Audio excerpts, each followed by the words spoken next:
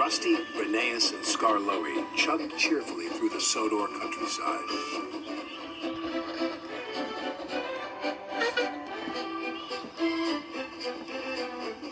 The engines were going to help Duncan with an important job at the incline railway.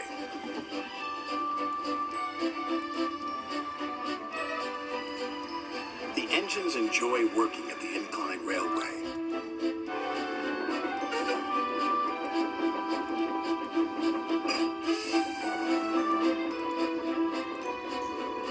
They like the clever way the loaded slate cars roll down the incline, pulling the empty slate cars up. But they are always careful. Duncan doesn't like working at the incline railway. He is always impatient to get back to the junction. This makes him careless and gets him into lots of trouble. Like working at the incline railway. He is always impatient to get back to the junction. This makes him careless and gets him into lots of trouble.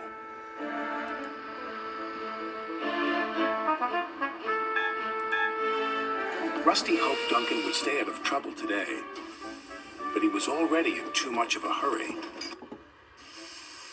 "I'm a plain-speaking engine," gruffed Duncan, "so collect your slate cars and be quick about it."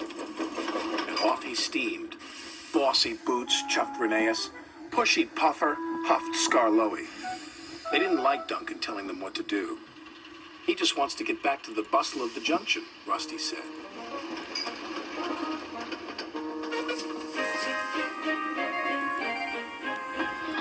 Duncan wanted everyone to work faster.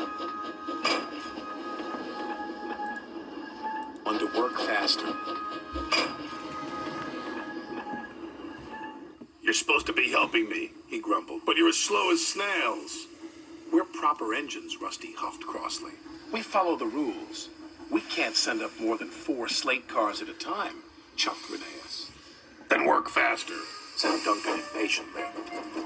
Later that day, Duncan was working the incline. "I'll show you how fast a really useful engine can work," Duncan called as he hastily biffed one slate car into another. And then another.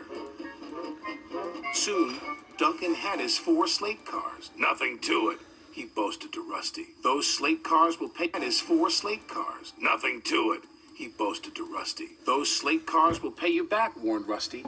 "Slate cars don't like to be biffed." "I can handle slate cars," he cried.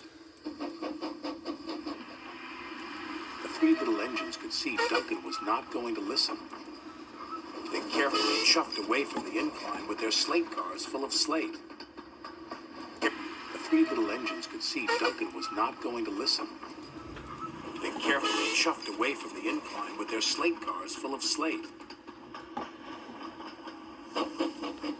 Duncan was so impatient he became even more careless. "I'll show that smelly diesel and those lazy steamers," he said to his driver. "Careful," cautioned his driver. "You're asking for trouble." And he got it. Duncan didn't notice his chain was tangled in the coupling of the slate car in front of him. Suddenly he was being pulled up the track by the empty slate cars in front of him. Suddenly he was being pulled up the track by the empty slate cars. "Bouncing bogies," he cried. "It's got me." Duncan's driver jumped clear. Rusty returned to see Duncan being pulled up the incline. "I tried to warn him," said Rusty. "He never listens," the little diesel's driver said. "Listen." Rusty returned to see Duncan being pulled up the incline. "I tried to warn him," said Rusty. "He never listens," the little diesel's driver said. The chain pulling Duncan's slate cars couldn't hold the weight. It suddenly snapped. Duncan plummeted down the incline. "Help!" he yelled.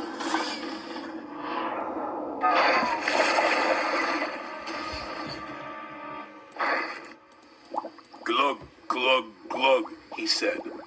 "Bluggle my bloiler." Duncan felt foolish and very wet. When Sir Topham had arrived, he spoke severely to Duncan. "You have not been a responsible engine," he said. "Your impatience has caused confusion then delay, and you owe these engines an apology. Sorry, Duncan said to Rusty, Rheneas, and Skarloey. Once you have been repaired, Sir Topham had said, you will work the incline until you learn to be patient and careful. Yes, sir, said Duncan.